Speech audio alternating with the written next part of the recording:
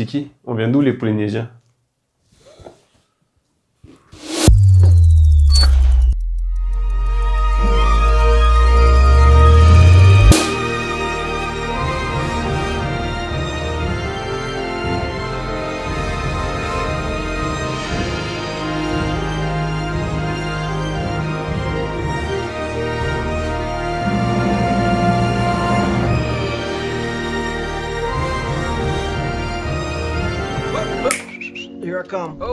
Yaorana et Kauhanui, bienvenue sur Golden Tiki, la chaîne qui vous parle de culture polynésienne. Comme vous le savez, sur Golden Tiki, on essaie de développer plein de thèmes de la culture polynésienne. Sauf que je me suis rendu compte qu'en fait, il faut que je parle de la base. Parce que si vous ne connaissez pas la base, ça va être compliqué de suivre. Donc premièrement, d'où vient le peuplement polynésien? Pour commencer, il faut savoir qu'il y avait deux peuples importants qui ont joué un rôle majeur dans le Pacifique.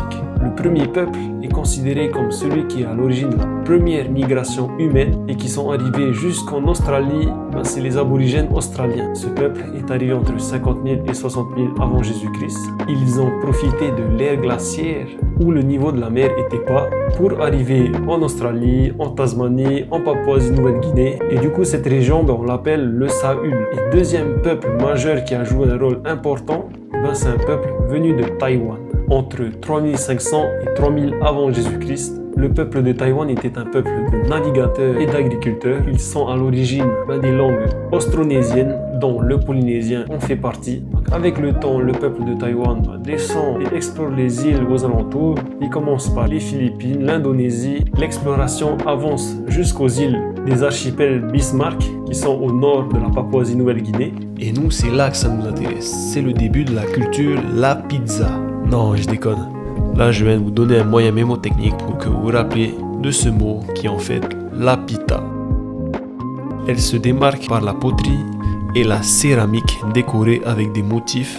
On plante le taro, l'igname, la banane et le coco dans ces régions et on élève des chiens, des poules et des porcs qui seront dans les années futures amenés dans les explorations des îles lointaines du Pacifique. Donc dans cette zone où se trouvent les îles Fidji, la Nouvelle-Calédonie, Wallis et Futuna, Samoa et Tonga, se développe la culture Lapita. Et c'est ici où il y a eu un métissage avec les aborigènes qui étaient déjà présents, le peuple noir comme on appelle les Mélanésiens, avec le peuple de Taïwan qui seront les futurs Polynésiens. Je ne vais pas vous faire un dessin de comment le mixage s'est fait, mais vous voyez un peu quoi.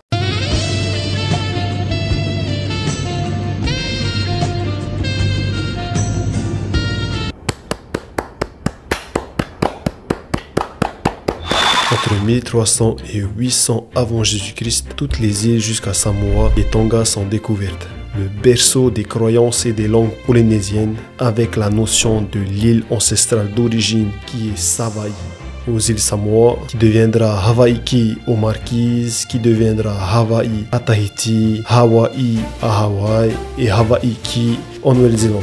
Avec les notions de Atua qui veut dire Dieu et aussi Tangaroa qui est le dieu de la mer qui seront diffusés dans toutes les îles du Pacifique avec le temps. La prochaine traversée du Pacifique va mettre 1000 ans. 1000 ans, c'est lent, mais c'était nécessaire. Parce que la distance que les Polynésiens allaient traverser est équivalente à la distance entre le Canada et l'Irlande. Et ils l'ont fait en 300 après Jésus-Christ, soit 1200 ans avant Christophe Colomb, qui a débuté la traversée de l'océan Atlantique, en passant par les Canaries et en arrivant aux Caraïbes en 1492. Cette épopée incroyable sera le début d'une nouvelle croyance, de nouvelles pratiques. Donc, ces Polynésiens, ils ont atterri où en premier? Aux Marquises ou aux îles de la Société? Pour le savoir, il faudra suivre au prochain épisode. Moi, je vous dis à la prochaine, les Tiki.